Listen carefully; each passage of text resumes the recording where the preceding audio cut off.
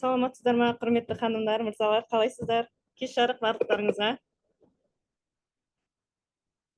Мен анық естіліп тұрмын ба? Кеш жарық. Мен анық естіліп тұрмын ба, қыздар? Болды, хорошо. Қыздар, сіздерге Дубайдан сәлем. Мынау менің артымдағы не обой емес, не емес, картинка емес, әдемі осындай жерде демалып жүрміз. Дубайдан сіздерге үлкен сәлем. Бүгін біздің эфиріміз тек қана путешествие туралы болмақ. Неге десеңіздер, біздерде бір емес бірнеше мастерлер осы Дубайда қазір демалып жүр. Және біздің басты тақырыбымыз өте қызықты. Яғни біздің золотой мастеріміз Гүлназ ханым да осында Дубайда жүр екен. Ол ата-анасын, ата-енесін қыдыртуға алып келген осында. Сол сияқты мен де өзімнің анамды қыдыртуға алып келген болатынмын. Запись жазылып жатыр, қыздар. И осы біздер Дубайдамыз, керемет қыдырып жүрміз. Осы Coral Clubпен барлық біздің армандарымыз керемет орындалып жатыр. Кеш жарық барлықтарыңызға. Әлде де уақыт бар, командаларыңызды қосып алыңыздар, эфирдің ссылкасын жіберіп алыңыздар чаттарыңызға. Кеш жарық.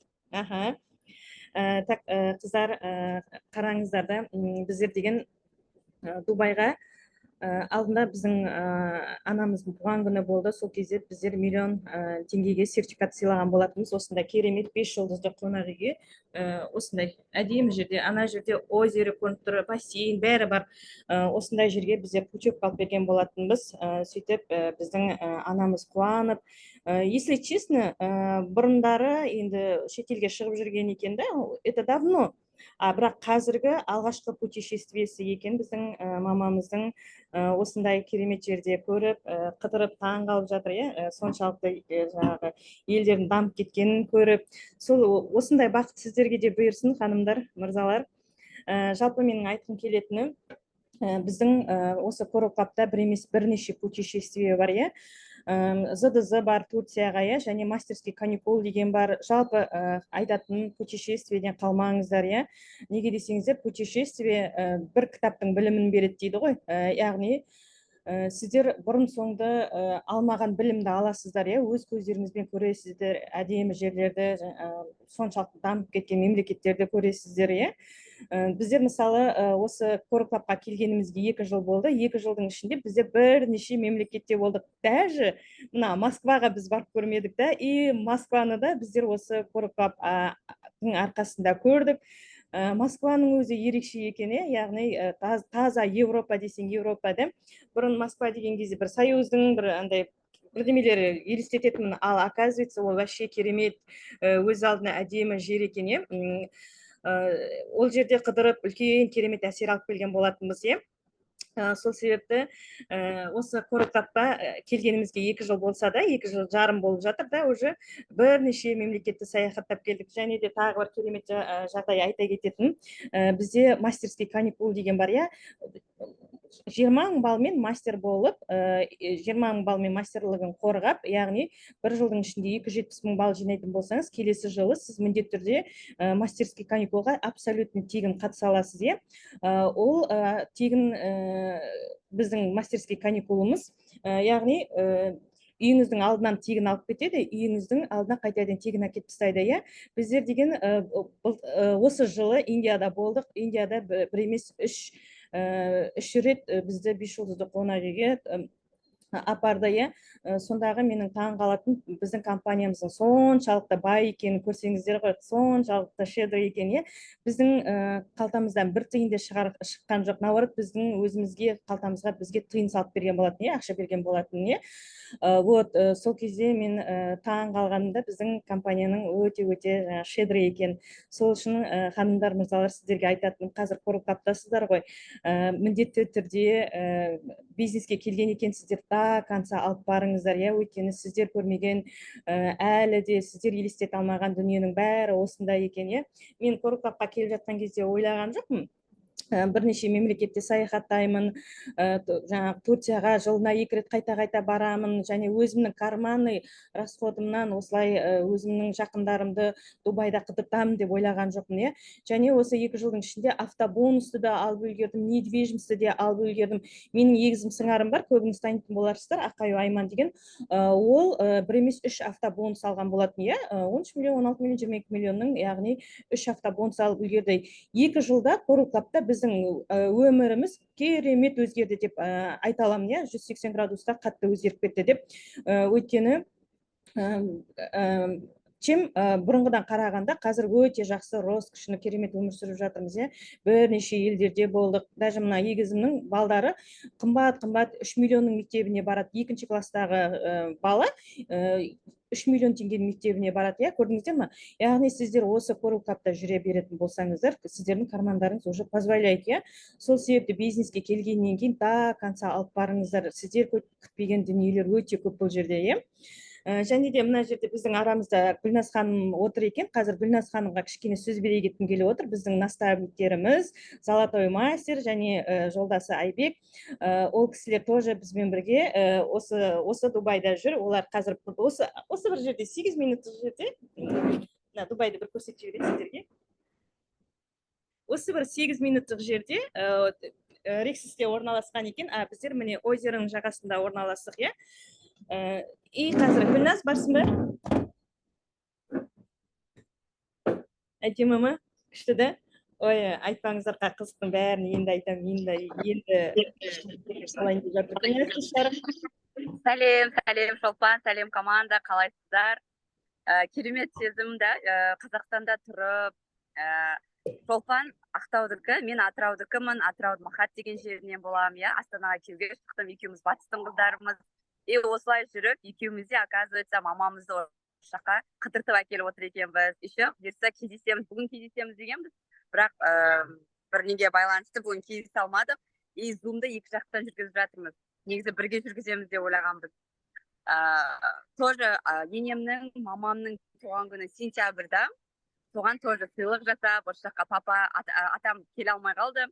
Сол барлығымыз керемет демалып жатырмыз, Рексиста. Айтам ғой, мен 5 баламен келдім деп, яғни ата-анам бәрі бала сияқты, иә, реально. Тілді біліп, бәрін қарап, көрсетіп, эмоцияларын түсіріп, күшті, өзім ешқандай фото, видео түсіріп жүрген жоқпын. Действительно, күшті сезім екен, когда, қалай deyatsa, ата-аналарының қуанышы да, осындайды көріп, барлығын көріп, рахмет деп айтып жатқан кезде, действительно, не зря қиын кезде осы бизнесті тастамай, осылай жұмыс жасап келе жатырмыз, Аллаға шүкір. Бүкіл ақшаны өмірде не заработаем, но осындай үлкен күшті эмоциялар, ол на всю жизнь дейді ғой. Сондықтан барынша жақсы эмоция беруге стараться етейік. Оның, конечно, ата-анамыз қандай сыйлық берсе біздерге рада, қандай сыйлық бермесек те рада, да, тек аман жүріңіздер деп отырады. Но хочется стараться, хочется бүкіл әлемді көрсетіп, бәрін көрсетіп деген сияқты. Барлықтарыңызға жұғысты болсын. Действительно, бұрында мен басқа компанияда жасаған кезде бұндай сыйлық жасай алмадым. Ол кезде өзімде даже за граница 1 рет болса да шықпаппын. Тек күйеуім апарған кездер болды, но көбіліктің табысына олай бармаппын за граница. Coral Club'қа келіп, әлем аралап жүрміз ғой. Индия, Гоа, Вьетнам, Бали деп міне бәріміз. Және де барлығын Инстаграмнан көріп отырсаңыздар, не только біздер, да, команданың қаншама қыздары тегін саяхатқа барып жүр. Енді білмей сөзбен айтып жеткізу мүмкін емес. Біздер Инстаграмда былай айта бермейміз, чектарымды көрсетіп, да, осындай керемет деп айта бермейміз, но біздің образ жизньмен байқауға болады, что компаниямыздың табысы өте көп, бізге үлкен проценттар төленеді. Бұл не очередная компания, который қорқып жасап, қазір тез жасап алайын, жабылып қалады деген сияқты қорқып жасамайсыздар. Бұл жерде бір кәдімгі басында усилия 1 жыл, 2 жылыңызды бөліп жасасаңыздар, бұл бизнес на всю жизнь. Почему? Потому что компаниямыз 25 жыл жұмыс жасап жатыр. Біздер міне бәрі айтады, басында келген адамдар байып кетеді деп, олай емес. 25 жыл жұмыс жасап жатыр, біздер міне 3 жыл жасағанымызға, келіп қаншама міне звездный мастерлер ашылып жатыр, платиновый мастерлер ашылып жатыр, иә. Золотой мастерлердің уже санын білмейміз командадан былай қарап отырсаңыздар. Оның барлығы, яғни адамның өзіне байланысты. Сондықтан адам жасағанда адам жасайды. Бұл керемет мүмкіндік. Бізде даже Роза Фомина бар, 79 жаста, почти осы жылы 79 жасқа келеді екен, иә. Біздің Астанаға келіп, Америкаға виза алып жүріп, представляете, Америкаға визаны одобрили. Енді қалған өмірімде бүкіл әлем аралаймын деп. Компанияда 25 жыл жұмыс жасайды екен. Сондықтан мен 50-демін, мен 60-дамын деп отырған, бұл жастардың бизнесі, бұл үлкен біздікі емес деп отырғандар. Яғни осындай үлкен кісілер пример ғой, пример. Самое главное біздің желаниеміз. Қорлықлар бізге ортаны береді, роскошты береді, орта, единомышленники, да. Қараңыздар, Шолпан екеуміз Дубайда отырмыз, 8 минуттық жер арамыз. Қазақстанда жүрген сияқтымыз, да, например, алға кездесеміз екеуміз. Өте ата-анамызбен таныстырамыз. Бұл действительно семейный бизнес. Балаларымыз араласатын болады. Компания только 25 лет на рынке. Үлкен компаниялар бар, которые Avon 130 лет работает, 100 лет работает. Сол үшін мы на истоке, можно сказать, только миллион товарооборот делает компания. Скоро миллиардный товарооборотқа дейін үлкен белестерді бағындыратын боламыз. Сол үшін енді керемет сезім. Стористі қарап отырыңыздар, Шолпанның, менің да барлығын чаттарға да жібереміз. Енді действительно мына жаққа келіп, үлкен эмоция алып жатырмын. Просто менің емес, мамаларымның, папаларымның жаңа қуанып, мәз болып, ананың көріп, қазір міне біздің дам сафариға жібердік оларды. Джиппен катания, құмда, сондайға ертең тағы, короче, күнде не. Сол үшін барлықтарыңызға осында үлкен жаңағы қалай эмоция жолаю, қуанайық, еңбек етейік, осындай әлем аралайық. Барлығы мүмкін, барлығы сіздердің қолдарыңызда. Міне бүгін Шолпанның кездегі екен, зумға шыққан, сосын жаңа чөт-чөт кіріп, Дубайдың сіздерге эмоциясын берейік деп выступать етіп жатырмыз. Барлықтарыңызға жұғысты болсын, сәттілік. Біз керемет компаниядамыз. Самый главный, ұзақ өмірлі, ұзақ жасайтын компания, стабильная компания, продукциясы енді шикарный. Сондықтан барлықтарыңызға сәттілік. Шолпан, жалғастыра бер. Рахмет, Гүлназжан. Керемет. Қыздар, күштеді.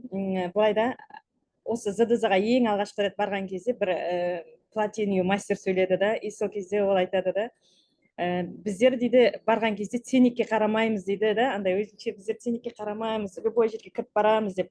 И содан кейін где-то бір жылдан кейін ба Қазақстанда Айманикөз мамочки, ана ценникке қарамаймыз да, любой жерге кіріп барамыз, киім десе тамақ, супермаркет қайда, только за любой кипиш дейді ғой, сол сияқты жүре береміз да, бренд десе бренд аламыз да.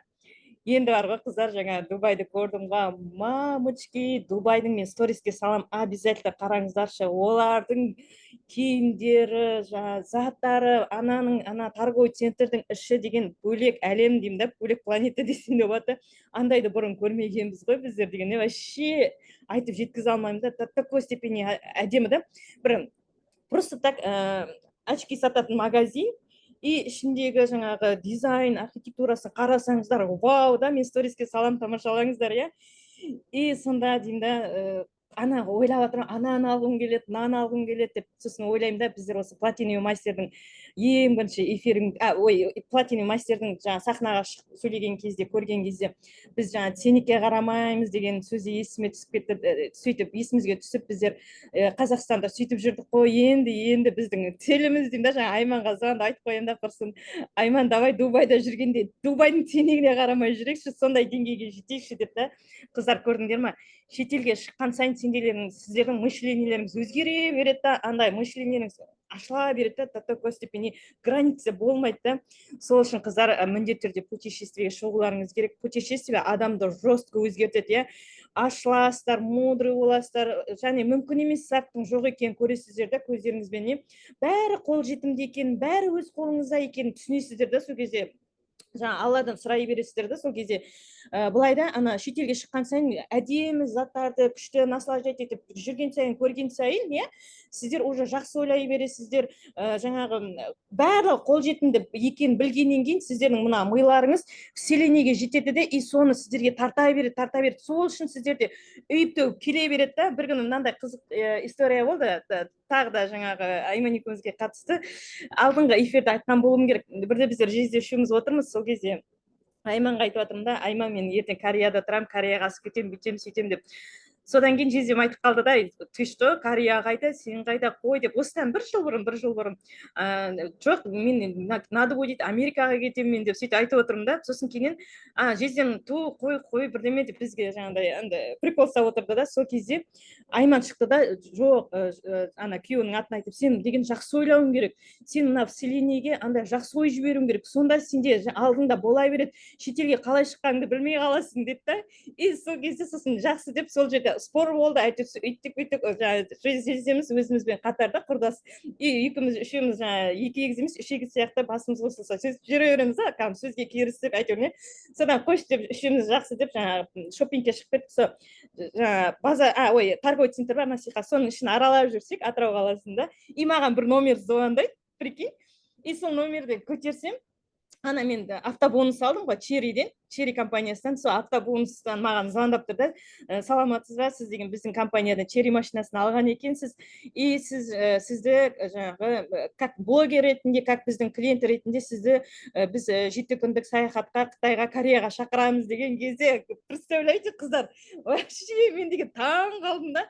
И сонда біздер осыдан бір 2 сағат бұрын дастархан басында айтып қойып едік қой деймін да, жаңағыдай мына вселенныйге жақсы ой жіберу керек, жақсы ой жіберу керек, жақсы айту керек деп не. И сонда доказательство да, дәлелі да. И сосын мә деп звонды, ана кісімен сөйлесіп бар ғой.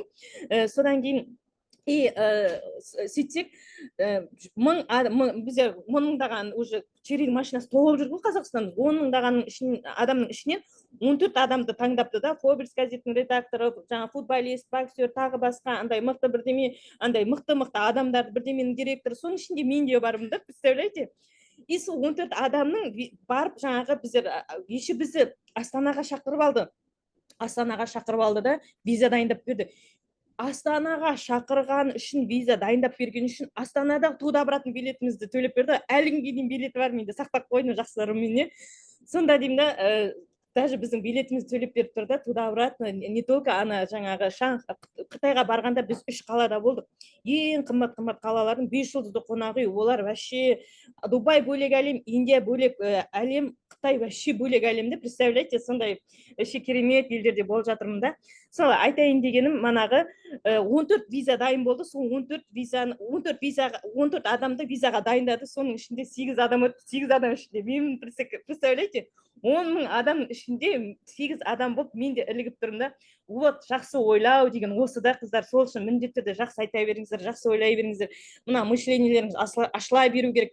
Зы дейма, болды, хоть кредит алсаң да, хоть не болса да, қандай жағдай болмасын, міндетті түрде баруға тырысыңыздар да. Именно бір зыдызының өзі сіздің бүткіл мына миыңызды өзгертіп алып келеді ғой, сізді басқа адам болып алып келеді да сізді. Содан кейін сіз жалғыз өзіңіз емес, сіздің үй ішіңіз, ата-анаңыз, бала-шағаңыз уже шетелге өтіп бастайды, көрдіңіздер ме?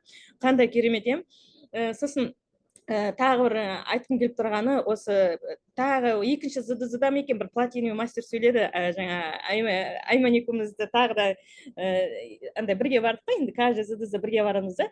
И осы алғашқы путешествие, жоқ, алғашқы емес, 2-3 рет екен ғой, уже Аймансыз путешествие шықтым деп айтайын деп тұр едім, Майкош саған, не? Ана сенсіз Кореяға, неге жаңа Қытайға, Дубайға барып жатырмын деймін. И сонда жаңа зыда бір не сөйлеп тұр да, платиновый мастер дейді, видит да, ол айтады да, Европада тұрады, Европаның платиновый мастері такой классный да, элегантный, андай әдемі, ана 54 жаста ма, сондай айта алмайсың, 54 жаста, ана бір 30-да сияқты да. И айтады да, біздер дейді, жаңа компанияның арқасында біздер шетел көріп жатырмыз дейді. Анда барамыз, мұнда Германия десе Германия, Франция десе Франция, жаңағы и Греция, сондай бара береміз дейді, андай күшті Эрдония тағы басқа да. И сосын сол қай мемлекет ұнап қалады, сол мемлекетте біз қалып қоямыз тұруға деп андай мақтанып айтады да. Күшті да, андай бір жылдап қалып қоямыз, ұнаса 2 жылдап қалып қоямыз деп. Мә деп Айман екеумізде басымыз кетіп андай біреуден бірдеме естісек бітті айман екеуміз бастан кіреміз да сондай кезде. Сонда бір күні біздер неге бардық қой, компанияның арқасында біздер Индияға бардық та, сосын Индияның Дели қаласында болды, Жайпур қаласында болды, Гуа қаласында болды. Енді үшеуі де, ой рахмет, үшеуі де 5 жұлдызды қонақ үйде болды да, кілең андай зиялы адамдар, президенттер келіп қонатын, тоқтайтын гостиницада болдық та, біздер отельде болдық, иә. 500 жыл тарихы бар, ана корольден қалған, корольдің үйі болған бұрын, содан атадан балаға тарап үлкен 5 жұлдызды қонақ үй болған, типа тарихы үлкен сондай керемет қонақ үйлерде болдық та. И сосын сол жаңағы ең әсіресе ана Жайпур күшті есімізде қалды айман екеуміздің, өйткені Ананди келіні сериалы бар ғой, сол түсірілген қалауға ана Жайпур кілең кедейлер, байлар, чүріштер байлар да, и кедейлер мен байлардың жаңағы центрмен өткен кезде вау деймін да, вообще андай параллельный мир да екеуінікіне. Сол сияқты содан кейін біздер Гуада болдық. Гуа енді Соединенный штатқа жатады, бөлек, бірақ оның өзі ұнады да. Гуа ұнап қалды айман екеумізге да. Сол кезде бүйтіп айтады да, айман айтады да, мә білесің ба, жаңағы давай осында бір ай қалып қояйық дейді да, бір айға бізде қалып қояйықшы, тұрайықшы осында дейді да, жаңағы қолында бөпесі бар. Сосын ойлаймын да, давай онда жаңағы қарап көрейік қанша болатын, бір ай тұратын болсақ, қанша ақша кетеді, 5 жұлдызды қонақ үйге қанша төлейміз, или жаңағы бөлек андай қаланың ішіне квартира жалдап аламыз ба, давай Гуада қалып қояйық, сосын өзіміз билетті алып бара қоямыз деп. И сол кезде не есіме түскенін айтайын ба, манағы платиний сөзі есіме түсті ғой. Біз анда барамыз, ұнаса қалып қоямыз, мында барамыз, ұнаса қалып қоямыз деген сөз есімізге түсіп, мә деймін ғой, айман біз сол күнге жетіп жатырмық қой. Представляете, как классно деп не. И содан тағы бір мастер шықты осы ЗДЗ-да. ЗДЗ-ға барыңдар, ЗДЗ-да көп сөз жаңағы іліп аласыңдар да, көп. И сол алдарыңыздан кездесе береді, өйткені сіздер эмоциямен тыңдайсыздар, сіздердің жаңағы мышлениеңіз мүмкін емес нәрселерді көреді да, көп адамдардың историясын көріп, солармен сіздер өсесіздер де, сол үшін ЗДЗ-да қалмаңыздар. И сонда біздер жаңағы бір мастер шықты, тоже золотой мастер либо да, сол айтады да, мен балдарым шетелде оқиды деп, тоже Европаның мастері. Мен ана жақтан 2 бөлмелі үй алып қойдым, мына жақтан 2 бөлмелі, жаңа Европадан алып қойдым, Англиядан алып қойдым, тағы мына жақтан 3 бөлмелі үй алып қойдым. Мен 3 ұлым бар, үшеуінде де шетелде, ана жаңағы Европаның ана басы, мына басы, сол, в общем, сондай үйлер бар деп айтады да. Сол кезде жаман қызықтық та, мә классно, бізде сондай жағдайға жетейік деп бүгін сөйлесіп жатырмын да айманмен. Сол кезде айтамын ғой, Дубайда бір үй алып қойсақ күшті екен иә деп не. Сонда қараңыздаршы, ана айтқан сөзім тағы да келіп жатыр да, вообще классно да. И бүгін жаңа біздер Дубай молда жүрсек, андай ортада жаңағы не таратып жүрген адамдар бар да. И үлкен күшті оформление күшті несі дайындап қойған да, стойкілер да. И сол жерде менеджерлер жүреді екен да, и жаңағы квартира, новый квартираларды ішінде жиһаздармен көрсетеді екен. И біреуін қарасам, сондағы 64 миллион теңге. Тым емес, 64 миллион теңге. Айман, алып алсақ, алып аламыз ба деп қоямын да. Представляете, вот сондай өмір бар екен да, қыздар, көрдіңіздер ма? Енді жаңа путешествие туралы ғой, енді бүгінгі эфирімізде. Қыздар, қараңыздаршы да. Мына Coral Club'қа келіп, қаншама қыздың, қаншама келіншектердің, апай ағайлардың өмірлері өзгеріп жатыр да. Если хотите, өмірлеріңізді өзгерткілеріңіз келсе, міндетті түрде сіздерде осы Coral Club бастарыңыздан до конца алып барыңыздар. Біздің ана Леонид Лаптың, президентіміздің сөзі бар ғой. Самый главный осы Coral Club'та жүре беріңдер, сонда барлығына жетесіңдер деген сөзі бар. Және екінші керемет сөзі бар. Жаңа Леонид Лаптың, сіздер ұмытпаңыздар, ұзақ жылдарға келдіңіздер дейді да. Көрдіңдер ме қыздар, сіздер ұзақ жылға келдіңіздер, ұзақ жылға. Сол үшін қазір бастан рахаттанып бизнестеріңізді бастай беріңіздер. Бұл жерде рахаттанып отырып жұмыс жасауға болады да. Біздің Coral Club'та да, мысалы мен өзім жаңа Coral Club'тың бетін бір күн ашпай қалайыншы, WhatsApp-ын бір күн ашпай қалайыншы, бірдеме жетпейді, аяқ қолым дірілдеп, уже как ана алдында эфирімде де айтып едім, как наркотик сияқты, бірдеме жетпейді, уже сразу ашып бастаймын деймін да. WhatsApp-ымды ашамын, эфирімді ашамын, Zoom-ды командамен, лидерлермен хабарласамын да. Уже бұл менің ең сүйікті жұмысым да, қыздар. Сіздер мына бизнесті, сетевойды, соның ішінде Coral Club'ты ана азартпен, рахаттанып жасау керексіздер да. Сонда сіздерде бәрі болады. Қалай автобун салғандарыңызды үстіне білмей қаласыздар, қалай жаңа шетелге қайта-қайта шығып жатқандарыңызды, үй алып жатқаныңызды білмей қаласыз. Еще ай сайынғы доходтың, мана бізде Қазақстанның теңгене қарамаймыз дедік қой, біздің ақша, біздің до такой степени зарплатамыз, біздің алып жатқан жерде доходымыз позволяет, біздер теңгеге қарамаймыз. Қазақстанда жүргенде, представляете, и сондай өмірге жетесіңдер да, енді дальше сіздер мына Дубайдың жаңағы Дубай молда жүр, олардың сенегін қарамайтын жағдайға жететін жағдай жету керексіздер да, сіздер кіріп барып алам деген затты алып, иә. Рахмет. Енді сіздерге мына Дубай туралы айта кетейін, иә. Дубайда, енді Дубайға реклама жасап жатқан жоқпын, бірақ деген әрбір елге барып, жаңағы әрбір елдің мемлекетімен таныстым. Мысалы, Индия бөлек параллельный әлем болса, жаңағы Индияда ортада пілдер жүр, как такси жақта 100 пілдер жүр да, үстіне адамдар мініп алған, пілдерді бояндырып қойған, жаңағы неше бір жаңағы индустарды жерде отырып тамақ жейді, но бірақ сонда да олар бақытты да, күліп жүрді да, прям такой приятный. Ой, лас қала Индия, ой, такой жаңағы ыссы, жарко там, ой дейді ғой, жоқ, сонда да көп керемет естеліктер бізде қалды да, кәдімгі күшті. Индия қатты ұнаттым, адамдары сондай қандай керемет, иә. Вот, ал енді Қытай әлемін алайық. Қытай деген бөлек әлем. Мен мына ойлайтын едім, Дубай мен Қытай ұқсайды ғой деп. Жоқ, ұқсамайды. Бөлек әлемді, ол мүлдем басқаша да. Қытайдың өзінің чересчур высокий домдар, ол жақта жаңа мопедтер көп, анай аттаған сайын кафе, ресторан, сондай вообще. Ал Турция бөлек әлем.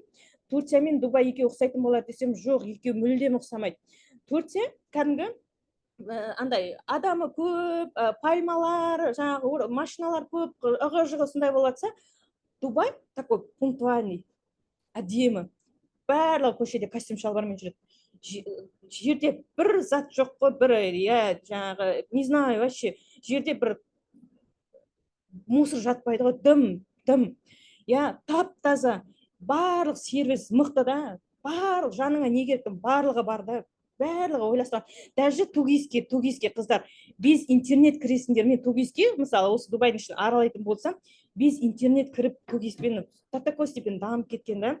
Көрдіңіздер ме, қыздар, сол үшін сіздер қай мемлекет бар, солда болуға міндетті түрде бару керексіздер да. Әдемі үлкен ғимараттар, және машиналары, деймін да, бай машиналарда, андай қалай айтсам екен, бірінен бірі өтеді. Бір простой машина көрсем, мен мұрны кесіп берейін деймін бе, бір простой машина жоқ қой, И еще біздер бүгін жаңағы неге бара жатырмыз да, үлкен торговый центрге, сонда біздің мына 5 жұлдызды қонақ үйіміз бізге трансферт берді. Біз ойлағанбыз, жаңа Турциядағыдай экаруспен, автобуспен апаратын болады десек, жоқ, қымбат, керемет машина дайындап қойған ғой, такой іші андай кондері бар, прям и күшті апарып алып келді да. Вообще классно. Сосын осындай кереметтілігімен ұнады. Жалпы мен айтқым келгені, қыздар, мына жерде қол жазып кете қойыңыздаршы да, или қол көтерсеңіздер, или чатқа жазып кете қойыңыздар да, мына жердегі да. Кім мастерский каникулға барғысы келеді? Айтайын ба, мастерский каникул? Қалмаңыздар деген келетіні, керемет. Міне, самый қызықты қараңыздар. Мастерский каникул ең алпауыт керемет мемлекеттерге алып барады да. Керемет. Ол Франция, Италия, Индия, тағы Бразилияға барайын деп жатыр, Балиге бардық да.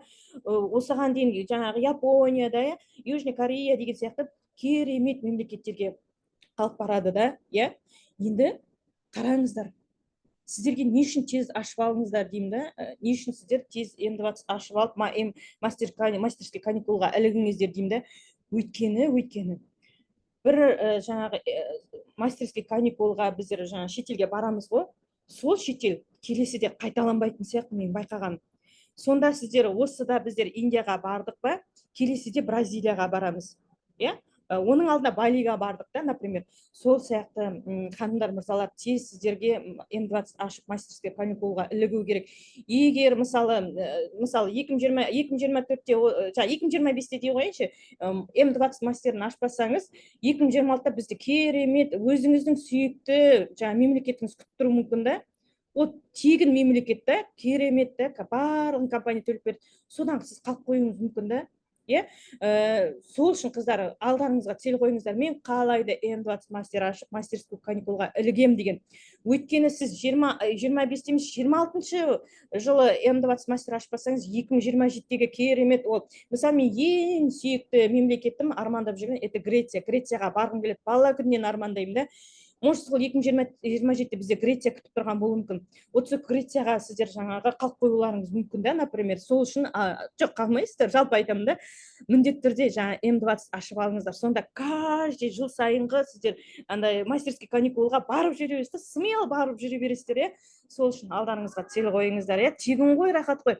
Бір адам басына мен жаңағы өзім былай есептеп қарадым да, 6 миллиондай ма ақша кетеді екен да. Представляете, 6 миллион или 4 миллион, иә, соның аралығында кетеді да. Неге десеңіздер, ойлап қараңыздар, біздер Ақтаудан Алматыға ұштық, егізім Атыраудан Алматыға ұшты, Алматыдан Дели, Делиден Жайпур, Жайпурдан жаңағы Гуа, бүткіл ұшақтарымызға дейін компания төлеп беріп отыр да. И Алматыдан Ақтауға келген кезде де компания төлеп беріп отыр да. Сонда представляете, біздің жаңағы жататын жеріміз, 5 жұлдызды қонақ үйіміз, неше бір экскурсияға бардық да, неше бір шоу ұйымдастырды да, жаңағы признание болды. Көрдіңіздер ғой, анау индийский киноларда көріп жүрген салтанатты жаңағы не ғой, андай индийский кино көрдіңіздер ғой. Вот сондай керемет салтанатты өз көзімізбен көріп келдік та. Оның барлығы ақша тұрады да. Сонда ойлап қараңыздаршы, бір адам басына қанша ақша төленетін, иә, бұл тегін, оны компания төлеп береді. Сол үшін қыздар осындай керемет мүмкіндікті пайдалану керексіздер. Міндетті түрде путешествиеге, шетелге шығыңыздар, қыздар. Сіздерге путешествие көп нәрсені өзгертеді, өміріңізді өзгертеді. Жаңағы мысалы кейбіреулеріңіздің армандарыңыз бар шығар да, ішкі мен бала шағам, балаларым ертең шетелде оқыса екен, шетелде білім алса екен, жаңа қатарынан қалмаса екен дейтін болсаңыздар, онда сіз именно осы жерде болу керексіз. Онда точно осы жерде болу керексіз. Өйткені біздің компанияда не только автобонус, недвижимость и бонус образование төлейді еще. Көрдіңдер ма? Яғни сіз балдарыңызды шетелге смело оқыта аласыздар. Еще өзіңіз саяхаттай отырып, еще балдарыңызды қыдырта аласыздар. Қандай керемет, иә, қыздар. Вообще мен айтып жеткізе алмаймын. Жақында біздің мамамыздың туған күні болды ғой. Сол кезде жаңағы ана Айманның бриллиантовый набор салып беріп жатқанын, мамамыздың туған күнінде, и мен жаңа путешествие беріп жатқанын, Дубайға 1 миллион теңге деп сертификат беріп жатқанымды біздер постқа салып қойдық та, Инстаграмға. Сол кезде представляете, маған бірнеше қыз звондады, даже осы жерде мастерлер де бар. Шолпан дейді, вот классный подарок дейді, жаңағы көрсетіп жатырсың дейді, чтоб карман тебе позволяет басқа да мемлекеттерге өз қалтаңнан қыдыра алатыныңды дейді. Сосын бір қыз айтады да, сол қыздың сөзі ұнап қалды да, вот это, понимаю, счастье не в деньгах деген өтірік сөз екен дейді. Қыздар, егер мен табыс табалмасам, мен мамама осындай керемет жаңағыдай қыдыртып, осындай бақытты мен бере алмас едім ғой деймін да, қыздар, представляете. Осы сетевойдың арқасында біздер коттедж үйде тұрып жатырмыз, иә, жаңағы 66 миллионға коттедж үй алып бердік. О, Жази, привет. Өзім BI групптан 3 бөлмелі үй алдым осы компанияның арқасында, теңіздің жағасында, представляете. Кстати, осы турды таңдап жатқан кезде маған бәрі қоймайды да. Сіз қай жақтан қалайсыз? Жаңа пляж ба, жаңағы теңіз жақтан ба деп мен айтамын. Мен Ақтауда тұрғаннан кейін айтамын да, ой, теңіз менің мына жерімде тұр деймін да. Бір екінші өзім теңіздің жағасында үйім бар, зачем маған теңіз? Маған осындай көрінісі әдемі, осы прям Дубай десе Дубай, осындай жер керек деп біздер осы отельге келген болатынбыз да. Сол сияқты қыздар, жақындарыңызды қуантып жүріңіздер. Осыдан жалпы сетевойға келген кезде мен осыдан бір 5 жыл, 4,5 жыл бұрын келдім ғой, басқа компанияда болдым да. Сол кезде келген кезде менің егізім сыңарыма айтқан болатын, осында отыр, Шолпан, ұялмайсың ба, сен жаңағы моющий средства сатып бухгалтер деген атың бар, керек емес, жасама деген болатын да. Егізім қазір бар ғой, представляете, менен двойной жаңағы доход алады да, представляете. И менен артық автобонус, уже 4-ші автобонусын орындап жатыр да, представляете. Сол себепті қыздар, егер жақындарыңыз негатив айтып жатса, қой, тастап, ой, сен қолынан келмейді десе, никогда тыңдамаңыздар. Именно сол айтқан тумаңыздың өмірін күшті өзгертіп береді екенсіздер да. Айман әліңге дейін қуанады да, мен Шолпан күшті келдік та, сетевойға күшті келдік та деп не. Бұрын ана бухгалтер деген атымызды ойбай деп керім авторитет көретін едік қой. Уже бухгалтер вообще не интересно. Бізге қазір сетевик, блогер, сетевик, вообще классно. Вот сондай атаққа біз мәз болып жүрміз да, қыздар. Сетевик болуға ұялмаңыздар. Қазіргі тренд сетевик. Представляете? Қазір өздеріңіз білесіздер ма? Кімдер байып жатыр, кімдер дамып жатыр, кімдер үстіне машина алып, жаңағы үй алып жатыр, олар танымал адамдар, иә, блогерлер. Екіншіден, танымал адамдар, әншілер, психологтар, тренинг өткізетін адамдар. Үшінші кімдер? сетевиктер. Енді сіз блогер бола алмайсыз, әнші, танымал адам әнші бола алмайсыз, тренинг өткізе алмайсыз, жаңағындай андай не психолог бола алмайсыз, но сетевик бола аласыз ғой. Дұрыс па? Чатқа жазыңыздаршы. Мен сетевик бола аламын дегенге. Сетевик болу оңай. Неге десеңіз, иә, сетевиктің дегенді мақтанып айтамын дейді. Керемет, осылай болу керек қыздар. Сетевик дегенді мақтанып айтуларың керек. Ол деген мақтануға тұрарлық қаншама адамның өмірін өзгертіп тастап отыр да, қаншама адамдар үй алып, машина алып, мысалы жаңа командамызда мастерлер бар ғой, Астанадан Қағорттан 3 бөлмелі үй алдым деп міне қаламқас жазып жатыр. Алматыдан 3 бөлмелі үй алған, жаңағы Гүлназ ханымның өзі 4 бөлмелі үй алған да. В общем, қымбат машина алып, в общем, айтып жеткізе алмаймын. Мына жерде Камиланың өзі жаңағы коттедж үй салып алды. Екінші Камила деген бар, ол автобонус. В общем, айтып жеткізе алмаймын да, қыздар. Қаншама адамның өмірін өзгертіп жатыр. Сол үшін сетевик болғандарыңызды мақтан тұтыңыздар, рахаттанып тұрып айтыңыздар, жар салып айтыңыздар. Егер сіз қазір Coral Club'та екеніңізді жар салып айтпайтын болсаңыз, сіздің окружениелеріңіз барады да басқа адамдарға тіркеліп кетеді. Сонда мә сен Coral'да жүрсің бе, мен де Coral'да бармын ғой деп айтқан біртүрлі да. Лучше қазірден бастап жар сала беріңіз. Мен Coral'дамын, міне мен осылай. Әрбір жетістігіңізді сала беріңіз. Сосын мына инстаграмдарыңызды дамытуды қолға алыңыздар. Бренд. Осыдан мен инстаграм қарасаңыздар, осыдан 4,5 жыл бұрын мен жаңағы бұрынғы компанияға келген 3% құттықтау фотом бар да, сол кезде аштым. Маған біреу айтқан болатын, инстаграм аш деп, не жаңа әрбір жетістігіңді сал деп, сол кезде ашқан жаңа тәй басқан бала сияқты болдым деймін ба. 3%-ке жеткен кезде, сонда 4,5 жылдың ішінде де мына өмірімді қарап шықсаңыздар, вау да. Сол сияқты сіздер де әрбір моменттеріңізді салыңыздар. Наставниктің кездесіңіздер, салыңыздар. Офиске барыңыздар ма, салыңыздар. Директор званиясын аштыңыздар ма, салыңыздар. Хоть какой-то вид потребитель болдыңыздар ма, жаңағы өзіңіздің посттарыңызға салып дамыта беріңіздер. Соған қаншама адамдар келеді, қаншама адамдар сіздің жетістігіңізді көреді. Сол кезде сіздің окружениеңізде сеніп бастайды, яғни сіздің брендіңіз қалыптасады. Бренд ол не? Ол удостоверение. Сіздің брендіңіз, сіздің инстаграмыңызды көремін, мен сіздің танимын, удостоверениеңізді көргендей болады. Сол сияқты қазір үлкен роль играет бренд деген, иә. Зато қаншама команда жинап аласыздар брендтің арқасында, иә. Қаншама жетістікке жеткеніңізді, өзіңіздің жаңағы керемет мен сетевик деп классно. Вот, айтайын деген қыздар, сол жаңа сетевойда жүргендеріңізді мақтан тұтыңыздар. Соның ішінде Coral Club'та, ой, мамочки, мен білмеймін да, ары қарай өмірімді қалай болатын да, чересчур шалқытас өмір сүретінді көріп тұрмын да, қазірде де. Қазірдің өзінде көріп тұрмын да. Шалқытас өмір сүретінді. Шүкір, қазірдің өзінде жақсымыз. Одан кейін де да, бізден кейінгі біздің бала шағамыз ертең қалай өмір сүретінін көз алдымда да, күшті уже суреттеп тастаған, көзім жетіп тұр, уверенмін да.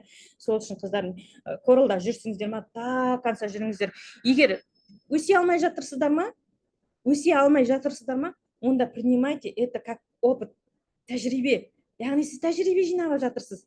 Если у вас не получается, это тогда опыт. Мысалы, опытты жинап, опытный болып алғаннан кейін, о, мынандай сетевик болып шығасыз бар ғой, кәдімгідей, о, деп бар ғой. Сол үшін қыздар, бермеңіздер, до конца барыңыздар. Мен осыдан 2 жыл бұрын Coral Club'қа келген кезде айтатын едім командама мотивация бергенде, қыздар қарада тұрыңдар, Coral Club'тың жаңағы суы 2-ның бірінің үйінде, 4-інде тұрады. Қазір істеп алыңдар деп. Действительно, қазір Coral Club'тың жаңағы біздің Coral Mine суы 2-ның бірінің үйінде бар да. Жаңағы андай уже бәрі алып жүреді қастарына, бәрі андай вау деп, андай бір жаққа шықса да, әйтеуір көп адамда көремін да, Coral Mine суында. Сол сияқты 2 жылдан кейін, ал қазір бастасаңыздар, 5 жылдан кейін не только Coral, детокс, пилурон, жаңағы коллаген 2-ның бірінің үйінде тұратын болады да. Сол үшін қазір бастан бизнестеріңізді бастай беріңіздер. Бір, екінші, сосын біздің компанияның ең ұнайтын жері, қыздар, международный компанияда 17 мемлекеттен табыс алып отырмын ғой, қыздар, сенесіңдер ме? 17 мемлекет. Оның ішінде қазір айтып берейін: Польша, Швеция, Франция, Германия, США, Монголия, Киргизстан, Узбекистан, Таджикистан, Корея, Турция, Белоруссия, Украина, тағы қандай елдер бар? Украина, Қазақстан бар, тағы бір елді ұмытып отырмын. тағы бір елді ұмытып отырмын. Сол сияқты 17 мемлекеттен табыстап отырмын да, рахатта. 17 мемлекетке барып жинаған дымым жоқ менің. Ана командамда мысалы бір врач тіркеле ма, ой менің Германияда подружкам бар еді, ойбай давай әкел тіркел деп. Біреу жүреді, мен жаңағы неде ана Швецияда мен балам оқып жатыр, ойбай бүткіл балаңыздың группаластарымен қосып тіркеп алыңыз деп, сөйтіп оларға бағыт бағдар беремін да. Вот сөйтіп менде команда жиналып қалды да, көрдіңдер ме қыздар? Вот осынысымен маған қатты ұнайды да. Сол үшін қыздар шетел жасай беріңіздер, бәрі өзі жаңағы өзі құрала береді да. Сосын біздің жаңағы керемет сөзіміз бар да, Айман екеуміздің бір айтатын керемет сөзіміз бар. Жасай беріңіздер, бірақ жетістікті өздеріңізден күтпеңіздер. Өздеріңізден, Алладан күтіңіздер. Егер өзіңізден күтетін болсаңыздар, өзіңізді ертең кінәлайсыз, неге менде болмай жатыр, андай неше түрлі эмоцияға берілесіз, жасап жатырмын ғой деп ренжисіз да. Жоқ, өздеріңізден күтпеңіздер, Алладан күтіңіздер. Сіз жасай беріңіз, рахаттап көріп қойып жасай беріңіз. Сонда Алла тағалам үйіп-төгіп бере береді екен, қыздар, көрдіңдер ме? Үйіп-төгіп неше бір зат алдық біздер деймін да. Үйіп-төгіп беріп жатыр. Вот, сол үшін қыздар, жетістікті Алладан күтіңіздер, өздеріңізден күтпеңіздер. Тек сіздер смело рахаттанып жасай беріңіздер, қыздар. Келістік пе? Вот, айтайын дегенім, енді бүгінгі тақырыбымыз путешествие туралы ғой.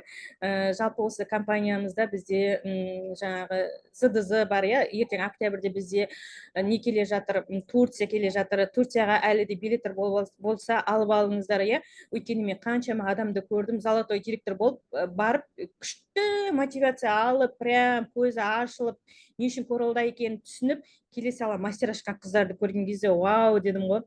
Сол үшін рахмет, Меруерт ханым.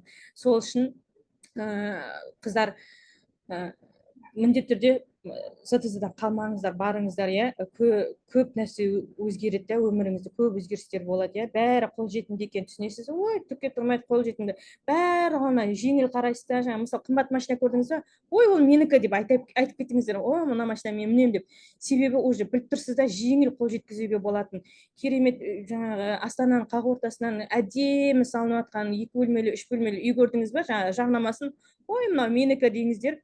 Өйткені сіздер білесіздер да, уже бәрі қолжетімді екенін.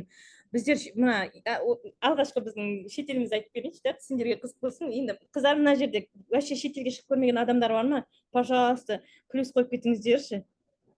Шетелге шығып көрмеген, сендерге қызық айтамын, шетелге шығып көрмеген адамдар бар ма? Плюс қойып кетсеңіздер. О, мама, көп қой. Аха. Енді шетелге шығып көрмеген адамдарға айтайын да, қыздар.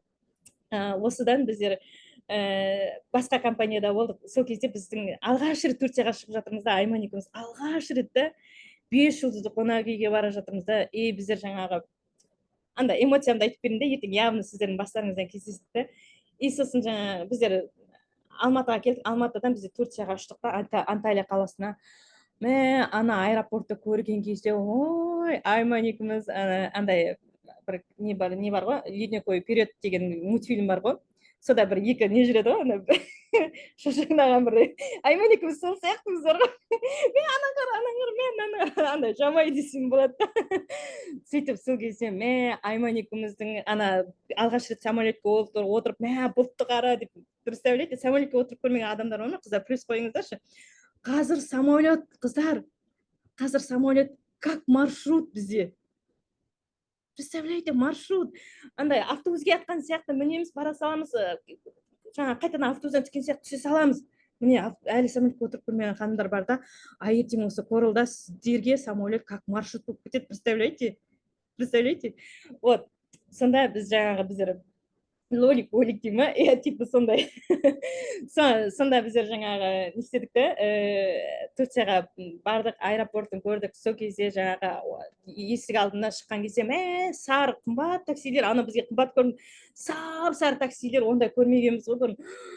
Машиналар бірдей екен деп, оны әңгіме қылдық та, сосын ары қарай бізді алып бардық 5 жұлдызды қонақ үйге барсақ деген, ой, мына жақта пальмалар, апельсин ағашы, гранат ағашы, 5 жұлдызды қонақ үй, бассейннің түр-түрі, сыртта бассейн, төбесінде бірдеменің төбесінде бассейн, мына жақта пляж, мамочки, ананы бар ғой. Айман екеуміз деген, сол кезде мен бір айтқан сөзім бар да, алдыңғы эфирімде де айттым бар ғой. жерде де жұмақ бар екен ғой деппін ғой, представляете, как будто бір жұмаққа барып келгендей. Сол сияқты қыздар бар ғой, сіздер де ертең дәл осы чувствоны сезесіңдер бар ғой. Сол үшін қыздар, егер сіздер жаңа үйлеріңізде балаларыңыз, бойжеткен қыз ұлдарыңыз болса, егер жолдасыңыз болса, или жаңа апаңыз, ағаңыз, әпкеңіз, тетяңыз, сестраңыз болса, үйде бірге жасаңыздар, бірге қыдырыңыздар. Мә, ол вообще кайф бар ғой. Мысалы, көп қыз келіншектерді байқаймын да, біздің қорылда күйеулерімен барып жатады да, бала шағаларымен қандай күшті эмоцияның бәрін бірге көреді де. Біздер сол Айман екеуміз всегда бірге жүріп, эмоцияны бірге көріп жүрміз де. Сол сияқты бизнесті бірге бастасаңыздар, өте күшті да. Андай бір бастан екі бас жақсы деп неше түрлі идеялар болады, бірге жүресіздер. Сол үшін жаңа үйлеріңізде адамдар болса, бірге бастап семейный бизнес қылып алыңыздар. Сол сияқты біздер жаңа еще ана шведский стол бұрын соңды көрмегенбіз ғой біздер. Турциядағы шведский столды көріп, ой, мынаның бәрі тегін ба, мынаның бәрі бізге ма деп, вообще андай прикольно болып тұр ғой. Сол сияқты қыздар еще ол ғой, ана Турцияға қайта барып шведский столға үйреніп қалғанбыз ғой. Біз мына Дубайға келдік, Ключунаға келдік. Завтрак шведский столда, бірақ обед ужин шведский емес екен. Бұл жерде әп-әдемі күшті тәтті тамақ береді. Бірақ біз көңілім толмай қалды, мен ренжимін да, ана тур берген қызға. Айтпайсың ба шведский стол екендігін, шведский стол жоқ деп ренжіп қоямын да. Бірақ соның өзінде мына жердегі ужинді, обедті тойымды, бірақ сонда да біздер шведский столға көзіміз үйреніп қалғаны сонша да. Сол сияқты қыздар Турцияға барған кезде менің командамда мастерлер бар ғой, Лаура, Камила деген. Соларды да бірінші рет Турцияға барды ғой. Олардың эмоцияларын видеоға түсіріп алған, менің инстаграмымда тұр, қараңыздар. Аналар таң қалды, это все нам, это все нам, это все бесплатно, деп андай таң қалып еді. И күшті, одан сайын аналардың эмоциясын қыз көріп, одан сайын толтырып әкеліп бере беремін да, алдарына күшті десерттері, кофелер, бәріне. Сіз андай прям күшті да, қыздар, командаларыңыз барыңыздар. Осы ЗДЗ-да Аллаға шүкір командам көбі бара жатыр, бар ғой, күшті бар ғой. Негізі бар ғой, айтайын дегенім, қыздар, бала шағаларыңызбен, семьяларыңызбен, ата-анаңызбен қыдырған өте күшті, өзі алдына бөлек кайфты. Туғаныңыздың эмоциясын қарап, оның қыдырғанын қарап, бірге күшті естеліктер, бірге бәрін көресіздер. Ол өзі алдына бөлек кайф. Ал екінші кайф, ол командамен барған. Ол вообще классно, командамен бірге жүрген, жаңағы қыздармен бірге андай қыдырасыңдар бірге да, командамен барған, это вообще классно да. Андай қайта нелерді, форумдарды көресіздер, жұрттардың жаңағы историяларын тыңдайсыздар, командаларыңызбен барасыздар, бірге шай ішесіздер, тамақ ішесіздер, қыдырасыздар, бассейнге барасыздар, теңізге барасыздар. Мысалы, теңізге вообще барып көрмеген адамдарға это вообще классно да. Сол үшін командамен де бөлек жүрген ерекше да. И командамен барғанда, былай айтсақ, элитный ортаға тап боласыздар деп айтқым келеді, иә. Сол үшін қыздар, қандай путешествием болмасын, сіздерге бұйырсын. Жалпы мен бір айта кетейін де, бірде бір офиске бардым да, Ақтаудың офисіне, күшті обучение өткізіп жатырмын да, офлайн кездесу. Сонда мен жаңағы айтып жатырмын да, кім шетелге барып көрмеді деп, сол кезде 70 жаста, 72 жаста, 56 жаста, сосын 61 жаста ма, в общем, сол жерде көп адам келді. Сода бірақ үлкен қарт кісілер отырды да, үшеу бабушка, біреуі дедушка да, жаңағындай үлкен кісі шалды. И сосын именно солар қол көтеріп жатыр да, шетелге барып көрмедік деп. Представляйте, қыздар. Ертең сөйтіп отырмас үшін қыздар осы баста еңбек етіңіздер, иә. Мен сол кезде деп неге жас кезінде бармады екен деген ішімде сұрақ болды, бірақ бұған сұрамайсың ғой, олардың көзінше қап деген сияқты, не? Үлкен кісілер аналар деген 72 сондай да. Вообще шетелге. И соның арасында тағы бір кісі бар екен да. Жаңа кімге алғысы келеді деген кезде бір кісі қол көтерді да, әлі күнге дейін квартирасы жоқ екен да. Сол сияқты мен айтам да, жаңа бала шағаларда квартирада тұрады екен да. Айтам да апаға, апа, давай жасап алыңыздар, қорылда бір емес 6 үй балы, 6 недеп салуға болады деп, не? Сол сияқты қыздар, бәрі кеш болмай тұрған кезде қазір бастаңыздар, жасаңыздар, істеңіздер, аямаңыздар өздеріңізді. Несіне аяйсыз, құсын? Мысалы, андай бір аямаңыздар өздеріңізді, бар ғой, жаңа өзіңді аясаң аяма дейді ғой. Зато ертең еселеп рахатын көресіздер. Жата бермеңіздер диванда или жаңа келіп қисайып сотка қарап, тикток қарап, инстаграм қарап. Сіз жұрттың өміріне қызықпау керексіз. Жұрттар сіздің өміріңізге қызығу керек. Не істеп жатыр, не қойып жатыр, бүгін қайда? Мә ана қыз бүгін сторис салмады ғой деп не? Жұрттар сіздің өмірлеріңізге қызығу керек. Сондай деңгейге жетулеріңіз керек. Сол үшін тұрып еңбек етіңіздер, жатпаңыздар. Әрбір қыздар, бізде методика өте көп, жұмыс жасаудың методикасы көп. Онлайн бар, офлайн бар, холодный круг, теплый круг, инфочат, рекрут, таргет, тағы басқа. Бүткіл бағыт бар да. Чем бұрынғы сетевой мен қазіргі сетевойдың айырмашылығы жер мен көкте. Қазір ойнап күліп рахаттанып жұмыс жасауға болады да. Өйткені қазір техника дамыған, инстаграм, соцсет дамыған, интернет дамыған заманда оп-оңай жетуге болады. Сол үшін қыздар, еңбектеніңіздер, барлығы өз қолдарыңызда, ема. Қолдарыңыздан келеді, эмоция керек дейді, рахмет. Қолдарыңыздан келеді, жасаңыздар, сосын бар ғой, андай сетевойда мен бір байқағаным, енді мына жерден біздер миллионерлер, сетевиктер отыр ғой, айтатын болар қазір. Сетевиктердің бір байқағаным, андай жағдайын жасап алғаннан кейін байқаймын да, не только уже окружениесінің жағдайын жасап бастайды, представляете? Көрдіңдер ме? Яғни сіз өзіңіз байып қоймай, айналаңызда байып шыға келеді да. Айналаңыз роскошный өмір сүріп бастайды. Жақындарыңыз, туғаныңыз, мамаңыз, папаңыз, сіңіліңіз, ағаңыз, ініңіз, бала шаға, күйеу деген сияқты туғандарыңыз уже роскошный өмір сүріп бастайды да. Сол үшін қыздар, ойлаңыздар. Егер мен осы скоралда жасап, мен егер шалықтас бай өмір сүретін болса, мен бүткіл окружением жақсы өмір сүре алады екен ғой деп. Мысалы, мен кейбір адамдарды көрдім, папасын, осы коралдан машина алады ғой, папасына сыйлап жатыр, біреу қайнатасына сыйлап жатыр, біреу інісіне, біреу ағасына, біреу мамасына. Ой, не деген керемет деймін да, қыздар, так осындай жағдайға жеткен да.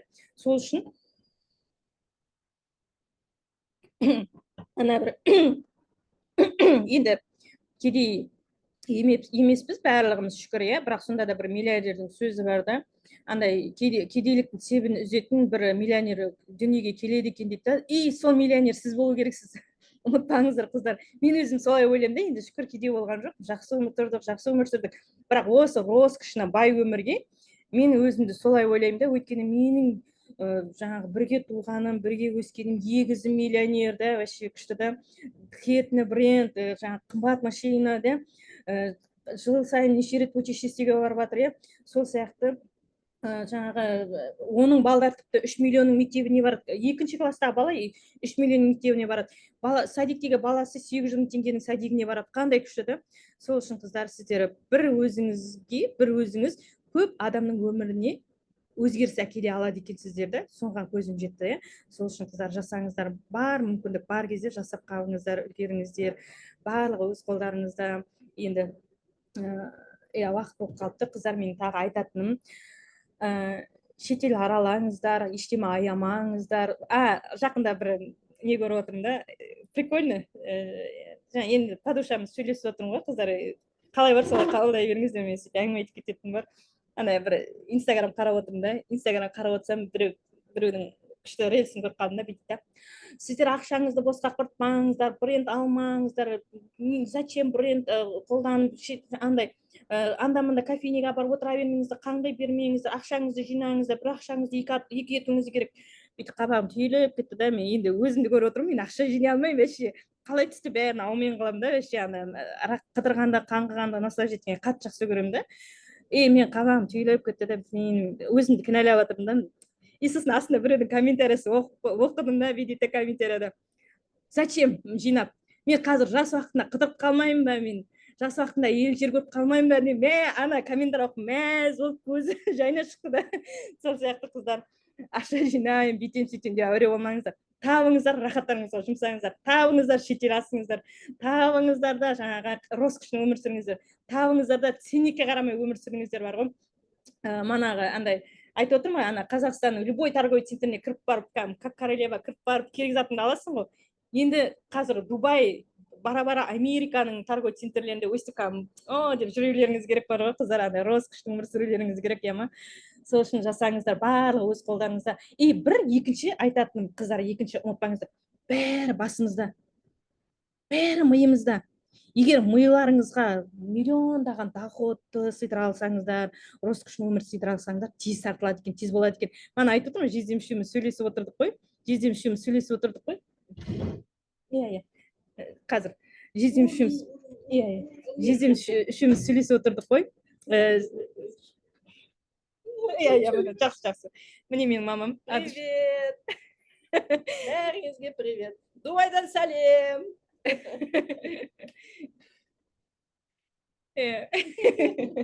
Ужинға бару керек деп жатыр.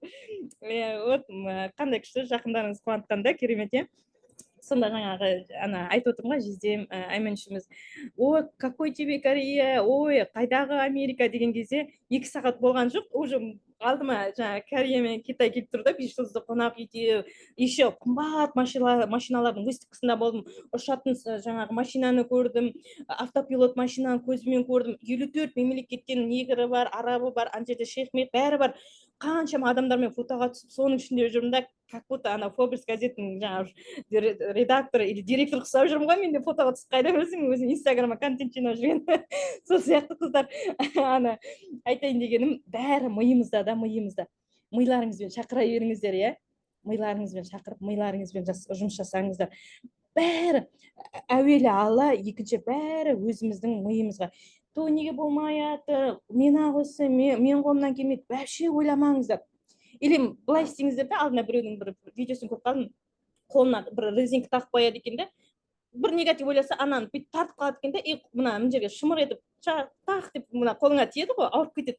Сол кезде уже негатив ойлағың келмей қалды да, и каждый негатив ойласаң, тартып қал, и келесіде уже ана негатив ойлайын деп жатқан кезде уже ми өзі жұмыс жасап тұрып тартпасаң да, уже бір сен резинкамен соғып жіберген сияқты болып тұрады да, представляете? Соны істеуіңіздер, сонда сіздер негатив ойламайсыздар, сонда всегда позитив ойлайсыздар, күшті ойлайсыздар, иә? Сол үшін ана жаңағы ойларыңызбен барлығын тарта беріңіздер, барлығы бола береді, иә, қыздар? Солай, сосын біздің компанияның не бар, бәрін пайдаланып қалыңыздар, қыздар. Компанияда не бар? Машина автобонус дейді ма? Мына автобонус менікі алмай қоймаймын, тегін беріп тұрғанда неге алмаймын деп алып алыңыздар. 6 автобонус береді, либо 6 рет недвижимость береді. Путешествие беріп тұр ма? Это мое деп алып қалыңыздар. Міне бізде тамаша мотивация. Рахмет. Мысалы бізде мына неде Бразилия или Африка болуы мүмкін, әлі белгісіз, ертең зыды айтады. Вот, беріп тұр ғой бізге тегін. Біз алып жатырық. Сол сияқты қыздар, келесіде сіздер алып алуларыңыз керек. Мына путешествие менікі, и все. Значит, мен жасауым керек деп тегін беріп тұр. Сол үшін қыздар барлығын мына Coral Cup'ты от души пайдаланыңыздар, от души пайдаланыңыздар, рахаттан пайдаланыңыздар. Бәрі бар. Денсаулық десе денсаулығын пайдаланыңыздар. Ақша десе ақша, байлық десе байлық, признание десе признаниесін пайдаланыңыздар. Ойбай, неше бір признанияны көріп, неше бір красный дорожкадан өтіп, звезда болып, енді тағы қандай звезда бар екен деп жүрген. Звезда қалмады ғой деп жүрген. Индияның бір звездасын көріп келдік, ана неге сахнаға шығып бар ғой, ана красный үлкен дорожкадан саған жақтан салют атып жатыр, вообще анау индийский церемония десем болады, индийский той. Сол сияқты енді қай жақта тағы звезда бар екен деп жүрміз. Сол сияқты қыздар, признание бәрі бар бұл жерде, бәрін пайдаланып қалыңыздар, жасаңыздар, қолдарыңыздан келеді. Сосын үлкенмін, кішімін, мен ер адаммын, мен әйелмін, мен студентпін деген, это вообще не канает. Бұл жерде вообще не канает. Любой адам жасай беруге болады. Бұл жерде мүмкіндігі шектеулі жаңағы мүгедек адамдар болады. Олар да ойбай, дабл серуне мастер болып отыр ғой, олар кәдімгі күшті табыс тауып. Сол сияқты қыздар, любой адам жасай береді. Жаңа ана маған үлкен бабушкалар кетті, ойбай қызым, мен деген WhatsApp пайдаланып білмеймін деп қазір таргет жіберіп отыр сол кемпірлер. Сол сияқты қыздар, олар реклама жібереді, менің кемпірлерім, ойнамаңдар, менің кемпірлерім. Сол сияқты қыздар, осы жерде жүрсеңдер, еще заманауи білімді үйренесіңдер. Яғни жастармен бірге дамисыздар, жастармен бірге сіздер кәдімгі жас болып. Еще менде ана бір кемпір бар да, жаңағы Атырауда тұрады, Орынша деген.